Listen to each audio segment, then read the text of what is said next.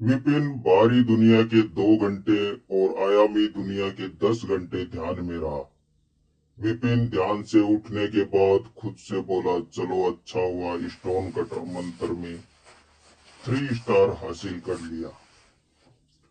विपिन गुरु परशुराम के पास जाके खुश होते हुए बोला, गुरु जी, मैंने स्टोन कटर मंत्र में 3 स्टार हासिल कर लिया।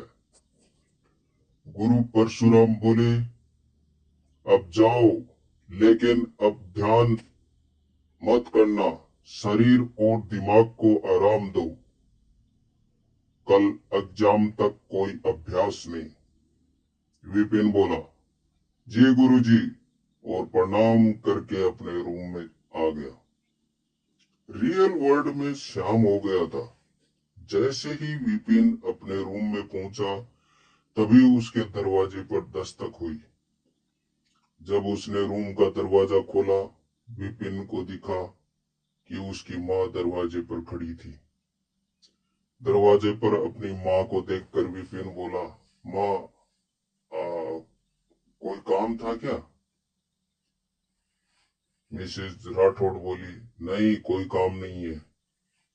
मुझे लगा कि तुम अभी भी सो रहे हो, इसलिए तुम्हें जगाने आ गई।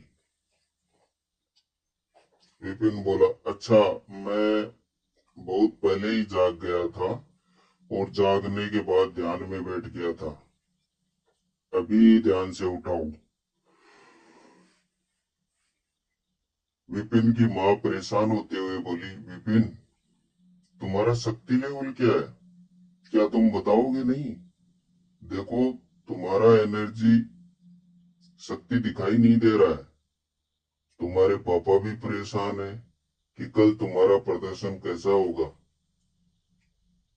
विपिन अपनी माँ की बात सुनकर बोला, माँ चिंता मत करो, मैं पूरी तरह से तैयार हूँ।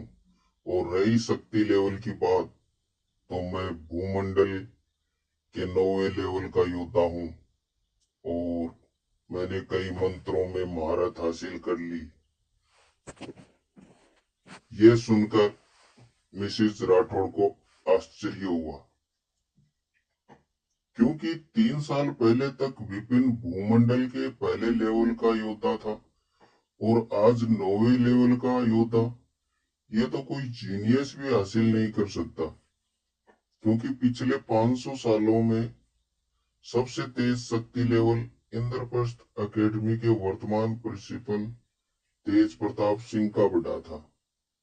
लेकिन प्रिंसिपल सिंह भी 15 साल की उम्र में भूमंडल के 7वें लेवल के योद्धा थे। ये सोचते हुए मिसेज राठौड़ बोली, विपिन, तू सच बोल रहा है ना? क्योंकि आज तक इतनी तेजी से किसी का शक्ति लेवल नहीं बढ़ा है। मिसेज राठौड़ की बात सुनकर विपिन बोला, हाँ माँ, मैं सच बोल रहा हूँ। अच्छा ठीक है, आपको विश्वास नहीं हो रहा तो मैं दिखाता हूँ। इतना बोलते ही विपिन ने अपनी अंगूठी को छुआ।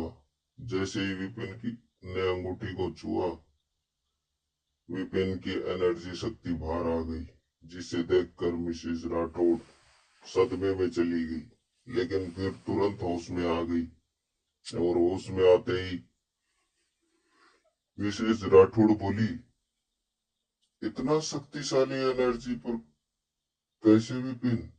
तुमने ये कैसे किया और इससे छुपाया कैसे तुमने? मिसेस राठौड़ की बात सुनकर विपिन बोला, अब तो आपको विश्वास हुआ। और रही बात शक्ति छुपाने की, तो मेरे पास एक शक्ति है जो मुझे एनर्जी शक्ति छुपाने में सहायता करता है। लेकिन सच्चाई तो ये थी कि वो अंगूठी की शक्ति थी, न कि विपिन की। अंगूठी की सच्चाई छुपाने के लिए विपिन ने झूठ बोला कि उसके पास शक्ति छुपाने वाली विशेष शक्ति है। ऐसे ही उन दोनों को बातें करते 2 घंटे बीत गए थे और अब रात के 8 बज चुके थे। तभी रूम में मिस्टर राठौड़ आए और बोले, तुम दोनों की बातें खत्म हो गई हो तो खाना खाने चले? ज्यादा देर हुआ तो कैंटीन बंद हो जाएगी। मिस्टर राठौड़ की बात सुनकर दोनों मिस्टर राठौड़ के पीछे चल पड़े। लगभग 2 घंटे बाद वे सभी अपने रूम में लौटे। रूम रूम में लौटते समय रात के 10 बज चुके थे। विपिन ने अपनी मम्मी और पापा को गुड नाइट बोलकर अपने रूम में सोने चला गया। मिस्टर और मिसेज राठौड़ भी अपने रूम में जाने लगे। तभी मिस्टर राठौड़ मिसेज राठौड़ से बोले, विपिन ने कुछ बताया अपने शक्ति लेवल और एग्जाम की तैयारी के बारे में या नहीं बताया? हाँ बताया, आप सुनोगे तो विश्वास नहीं होगा, मिसेज राठौड़ खुश होते हुए बोली। मिस्टर राठौड़ बोले, तुम्हारे चेहरे की खुशी देखकर लगता है विपिन ने पूरी तैयारी कर ली है और इसका लेवल 5वें लेवल पर होगा। चलो कल देखते हैं कितनी तैयारी है। ऐसे ही बातें करते हुए अपने रूम में पहुंच गए और कुछ ही देर में सो गए। सुबह जब सभी की नींद खुली तो सुबह के 6 बजे थे। विपिन उठा और बाथरूम में जाकर फ्रेश हुआ और नहा के रेडी हो गया। ये सब करते हुए 2 घंटे बीत गए। जैसे ही विपिन अपने रूम से बाहर आया तो देखा उसके माँ पापा पहले से हाल में उसका इंतजार कर रहे हैं। मिस्टर राठौड़ बोले, चलो खाना खाने, क्योंकि 10 बजे से एग्जाम है और अभी 8 बजे है। खाना खाने के बाद एग्जाम के लिए रेडी होना है तुम्हें। सभी कैंटीन की ओर चल पड़े। कैंटीन में बहुत भीड़ थी क्योंकि एग्जाम में बहुत कम टाइम बचा था। तीनों ने खाना खाया और अपने रूम की तरफ चल पड़े। कुछ देर बाद विपिन और उसके माँ पापा एग्जाम वेन्यू की ओर चल पड़े। जैसे ही वे तीनों एग्जाम वेन्यू पर पहुंचे तो देखा कि बहुत सारे लोग पहले ही वहां पहुंच चुके थे। उन तीनों के वहां पहुंचते पहुंचते 9:30 बज चुके थे। वहां पहुंचते ही विपिन उस तरफ चल पड़ा जिस तरफ स्टूडेंट्स के बैठने की जगह थी और उसके माँ पापा अभिभावक के बैठने की जगह पर चले गए। कुछ ही देर बाद प्रोफेसर एग्जाम वेन्यू पहुंच गए और अपनी जगह पर बैठ गए। उनमें से एक प्रोफेसर अपनी जगह से उठे और बोलना शुरू किया, डियर स्टूडेंट्स, इंद्रप्रस्थ एकेडमी में आप सबका स्वागत है। आप सब तो बता देना चाहता हूं कि आप लोगों का एग्जाम 2 चरणों में होगा, जिसमें पहला चरण रिटन और दूसरा चरण कॉम्बैट फाइट होगा। पहला चरण अभी कुछ देर में शुरू हो जाएगा और दूसरा चरण कल होगा। इतना बोलकर प्रोफेसर अपनी जगह पर बैठ गए। फिर दूसरे प्रोफेसर खड़े हुए और बोले, आप सभी को पहले ही रोल नंबर दिया जा चुका है, इसलिए अपनी जगह पर बैठ जाएं। दरअसल जब सभी स्टूडेंट्स एग्जाम वेन्यू के गेट पर पहुंचे तभी उनको उनका रोल नंबर दे दिया गया था। रही उनकी जानकारी की बात, तो कल जो रूम अलॉट के लिए जो इंफॉर्मेशन लिया गया था वहीं से सभी रोल नंबर के लिए सारी जानकारी ले ली गई थी। सभी स्टूडेंट्स अपनी अपनी जगह पर बैठ गए। विपिन भी अपनी जगह पर बैठ गया। विपिन का रोल नंबर 1500 था। अपनी सीट पर बैठा ही था तभी उसे एक मीठी सी आवाज सुनाई देती है। जब विपिन सिर उठाकर अपने बगल में देखता है तो उसने देखा कि उसके सामने एक खूबसूरत लड़की खड़ी है, जो इतनी खूबसूरत थी जैसे कोई स्वर्ग की अप्सरा। विपिन उसे देखते ही जा रहा था। विपिन को खुद की आंखें फाड़ कर देखकर उस लड़की ने विपिन के चेहरे के सामने अपने हाथ को हिलाते हुए कहा, एक्सक्यूज मी, मुझे अंदर जाना है, थोड़ा साइड हटोगे? लड़की की बात सुनकर विपिन को होश आया और बोला, हाँ क्यों नहीं। इतना बोलकर विपिन साइड हो गया। उस लड़की ने अपनी सीट पर जाते ही विपिन फिर से अपनी सीट पर बैठ गया और चुपके से एक दो बार लड़की को देखा, लेकिन उस लड़की से बातें करने की हिम्मत विपिन में नहीं थी। कुछ ही देर में सभी स्टूडेंट्स को क्वेश्चन पेपर और आंसर पेपर मिल गया। उसके बाद सभी स्टूडेंट ने प्रश्नों के उत्तर देना शुरू कर दिया। एग्जाम पूरे 2 घंटे चले। उसके बाद सभी ने आंसर पेपर सबमिट कर दिए। इसके तुरंत बाद एक प्रोफेसर अपनी सीट से उठे, जिनका नाम सोमेश्वर दत्त था। अपनी सीट से उठने के बाद उन्होंने बोलना शुरू किया, आज का एग्जाम यही खत्म हुआ। दूसरे चरण का एग्जाम कल होगा। आप सभी अब जा सकते हैं। सभी स्टूडेंट्स प्रोफेसर की बात सुनकर अपने अपने अभिभावकों के साथ वापस चले गए।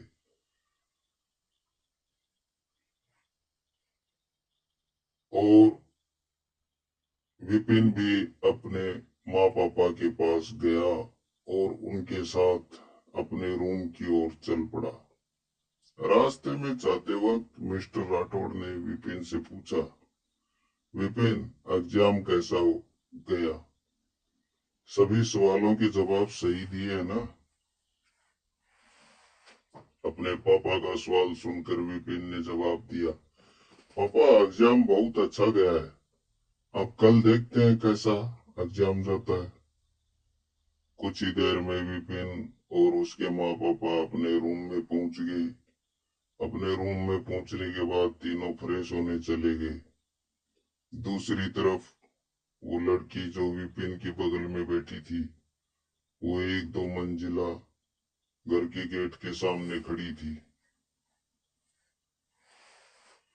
वो लड़की उस गेट के अंदर जाने लगी, तभी गेट पर खड़े गार्ड ने उस लड़की को सल्यूट किया। ऐसा लग रहा था ये घर इंद्रप्रस्थ एकेडमी के किसी ऑफिसर का है, क्योंकि उस मायावी दुनिया में केवल एकेडमी के ऑफिसर्स का ही घर हो सकता है, इसके अलावा किसी और का नहीं। लेकिन वे भी तभी तक रह सकते थे जब तक रिटायर्ड ना हो। रिटायर होने के बाद उन्हें भी मायावी दुनिया से बाहर रहने जाना होगा। जैसे ही वो लड़की घर के अंदर पहुंची, तभी एक लेडीज की आवाज आई, आ गई कृतिका बेटा, कैसा गया एग्जाम? बढ़िया था या बहुत बढ़िया? उस लड़की का नाम कृतिका था और वो लेडी कृतिका की माँ काम्या प्रताप सिंह थी। और ये घर इंद्रप्रस्थ एकेडमी के प्रिंसिपल तेज प्रताप सिंह का घर था और काम्या प्रताप उनकी वाइफ और कृतिका उनकी बेटी थी। बहुत बढ़िया माँ, एग्जाम एकदम मस्त गया। मैंने सभी सवालों के जवाब दे दिए। अब कल देखते हैं कॉम्बैट फाइट में क्या होता है। कृतिका खुश होते हुए बोली, अच्छा अब जाओ फ्रेश हो जाओ, मैं तुम्हारे लिए खाना लगा देती हूँ, मिसेस सिंह बोली। अपनी माँ की बात सुनकर कृतिका अपने रूम की तरफ चली गई। वहीं दूसरी तरफ विपिन भी अपने माँ पापा के साथ कैंटीन में खाना खाने पहुंच गया। तीनों ने जल्दी से खाना खाया और कैंटीन से बाहर आ गए। बाहर आते ही विपिन बोला, पापा एकेडमी घूमने चले? अभी तो 2 ही बजे हैं, थोड़ा अकेडमी घूम लेते हैं। ठीक है, चलो घूमते हैं, मिस्टर राठौड़ बोले। फिर मिस्टर राठौड़ की बात सुनकर विपिन खुश हो गया और उसके साथ अकेडमी टूर पर निकल गया। जैसे जैसे वे तीनों आगे बढ़ रहे थे, मिस्टर राठौड़ विपिन को अकेडमी के बारे में बता रहे थे। ऐसे ही घूमते हुए तीनों को 3 घंटे बीत गए। अकेडमी घूमने के बाद वे तीनों अपने रूम में आ गए। रूम में आते ही मिसेस राठौड़ बोली, विपिन जाके आराम कर लो, लेकिन सोना नहीं, शाम हो गई है। दूसरी ओर कृतिका फ्रेश होकर खाना खाने के बाद आराम कर रही थी। तभी उसके दरवाजे पर दस्तक हुई, जिससे कृतिका की नींद खुल गई। जब उसने दरवाजा खोला तो दरवाजे पर उसकी माँ खड़ी थी। उसकी माँ अपनी माँ को देखकर कृतिका फिर से अपने बेड पर चली गई और सोने लगी। ये देखकर मिसेस सिंह बोली, कृतिका कितना सोएगी, शाम हो गई है, चल उठ जा, तेरे पापा आ गए हैं, बुला रहे हैं तुम्हें, जल्दी उठ जा। अरे चल उठ जा जल्दी। अपने पापा का नाम सुनकर कृतिका जल्दी से उठ गई और फ्रेश होने के लिए वॉशरूम की ओर भागी। भागते हुए अपने माँ से बोली, माँ चलो मैं तुरंत आती हूँ। इतना बोलकर वो बाथरूम में चली गई। ये देखकर उसकी माँ हंसते हुए रूम के बाहर चली गई। वो जा ही रही थी तभी उनकी नजर एक लड़के पर पड़ी। उस लड़के की उम्र लगभग 13 वर्ष होगी। मिसेस सिंह उस लड़के को देखकर बोली, सौम्य कहाँ था तू इतनी देर से, तेरे पापा आ गए, चल बुला रहे हैं। वो लड़का मिस्टर एंड मिसेस सिंह का बेटा सौम्य प्रताप सिंह था, जो कृतिका से 2 साल छोटा था। मिसेस सिंह की बात सुनकर सौम्य बोला, माँ आप चलिए, मैं आता हूँ थोड़ी देर में। अपने बेटे की बात सुनकर मिसेस सिंह नीचे चली गई। जब मिसेस सिंह नीचे हॉल में पहुंची तो देखा मिस्टर सिंह सोफे पर बैठे एक किताब पढ़ रहे थे। मिसेस सिंह अपने उनके पास पहुंची और बोली, वे दोनों आ रहे हैं। दूसरी ओर विपिन अपने माँ पापा के साथ बैठकर आज के बताए हुए समय के बारे में बात कर रहे थे। वे सभी बहुत खुश लग रहे थे। मिस्टर राठौड़ विपिन को खुश देखकर और भी ज्यादा खुश हो गए। तो कल के एग्जाम कैसा रहेगा, ये सब जानने के लिए सुनिए इसका अगला भाग।